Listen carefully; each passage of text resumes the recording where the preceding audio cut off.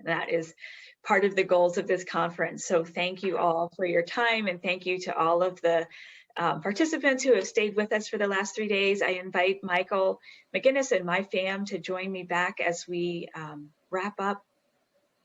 This has just been a wonderful experience, and so many good lessons throughout the session today. Where are those levers? How do we need to do? Think big, really changing the payment, and really thinking about not just the value, but the values, as Don just said. What are the values that we as a country really want to aspire to and espouse, and how do we start putting those into the healthcare system? My additional closing comments that you might have before we turn it over to Michael. Sure. And if you don't mind, I think I might take the co-chair's prerogative and reflect back at you. What I think I heard the vision was that everyone circled around while they were describing pieces of the elephant. And I take no pride of authorship here. These are really the ideas that I heard panelists share over the past 3 half days. But trying to put it together as a working hypothesis that everyone can react to and that we can iterate on in future work. So I heard that we need to start with aims, and that those aims really need to be informed by community voices. So imagine, if you will, starting with what we know to be really instrumental, fundamental levers of federal government giving permission. Let's imagine that federal government gave permission for specific communities to step up to the plate with a community-wide coalition and aims that have been defined through community engagement. That this is a coalition of the willing, because we're struggling with when and how to make things mandatory, but we don't want to lose momentum. And because generating early action among the coalition of the willing tends to create competition, which feeds into some of the desire to leverage market forces wherever we can. So imagine, if you will, federal government gives permission. We will lay out on the table all the waivers that you need, all the legal regulatory lifts that you need in order to allow meaningful collaboration between usually competitive entities, to move buckets of money around where you need to set regulations, because the waivers may allow you to place new requirements on the actors within your market as well, not just new flexibilities. So imagine that a community steps up to do this, and what they offer is an opportunity for all the investors, all those pockets of investors, to get creative with sources of financing, put them all on the table, and then they create incentives for adoption by the necessary producers in the market, where the incentives don't have to just be financial, right? We heard a lot about frictional costs, about many things that sap joy of work away from producers currently today. Why don't we flip those on their heads and offer relief from those things as part of the bucket of incentives? And what we might even consider, because I certainly heard the cry for there to be value within the system, but frankly, over the first 2 days of the workshop, I also heard some ambivalence about whether we might need new net investment here. Well, we're going to have new net investment. You know what? Let's pay it to the early adopters, and let's force a little bit more competition that way.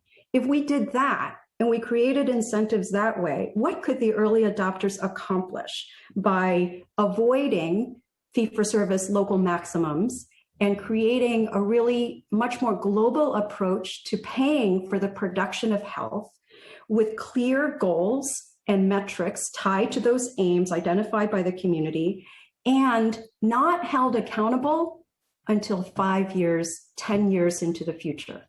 It is an act of faith on the part of government and all of the investors, but that is the work that we need to do in order to demonstrate proof of concept, right? Someone has to take an initial risk, and to that early investor usually goes the greatest spoils and returns on investment.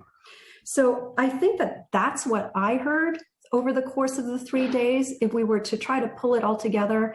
And I suspect that everyone will disagree with something in there, but hopefully it demonstrates that there could be a path for knitting together all of these multitude of themes and levers with an expectation that we're all going to be sacrificing something to make this work. Government will feel very uncomfortable offering those permissions and giving that leeway and allowing the net positive investment. The producers will feel very uncomfortable with those kinds of metrics. The investors will feel very uncomfortable with the long-range returns on investment. But if it's a multilateral conversation and the commitment is there up front, why not go for it? So Michael, I'm throwing it back to you. Yeah, well, thank you very much, Mai, for that extraordinary set of wrap-up observations. You've clearly identified where we need to start in our follow-on activities, and we clearly do have follow-on activities. You all see how well served we've been by Mai and Keisha as the co-chairs of this planning committee.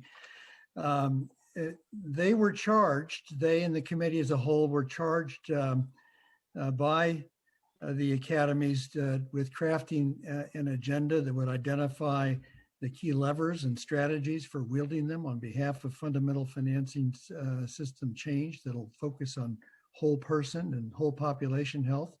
It was a charge that stemmed from our experience, our direct experience in the academies, looking intensively at the experience of COVID-19 with our sector assessments and looking in the consensus study on the importance of transformation with respect to how primary care is positioned in the nation.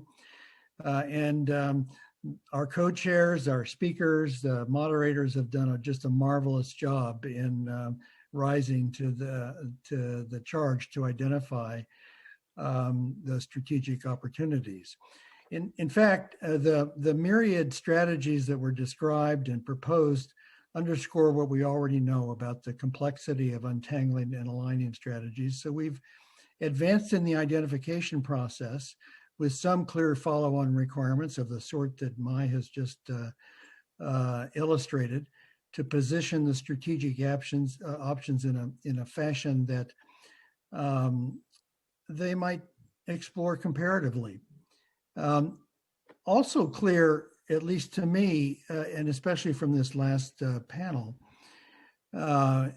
is that we need to explore quite specifically what our basic assumptions are in the strategy design.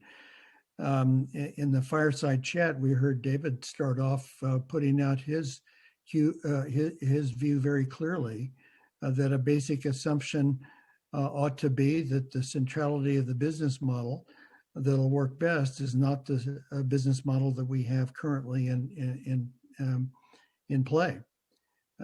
Don illustrated another basic assumption in that as long as we're focused on the environment and not the person, we're misplacing our strategic focus and our fundamental aims. Vivian also underscored the fact that one of our key working assumptions has to be that health is a co-produced enterprise.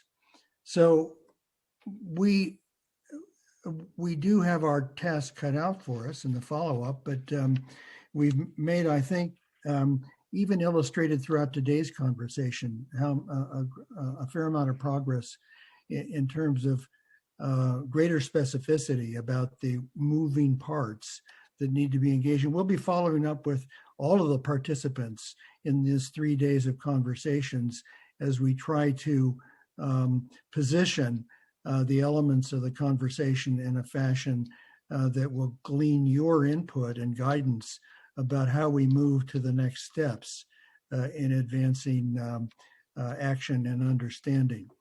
So again, thanks to everyone who's been a participant. Thanks to our sponsors for having the wisdom to support and guide this activity and their commitment to a long-term progress. And I want to begin or end my comments with obviously a special note of thanks to the folks who really made this happen in the Academy staff. Ayatollah Nishe, Cheryl Nass, Jennifer Flaubert, Jennifer Lee, Samira Abbas, Annalie Gonzalez, Tochiogu Badunga, and Mike Cochiola. They were terrific. They are terrific, and they'll be working with you in the follow-on activities. So again, thanks to all, not only for what you've contributed today and the last few days, but for what you will be contributing as we follow up with you in the time to come. Meanwhile, be well, be safe, and to be continued. Take care now.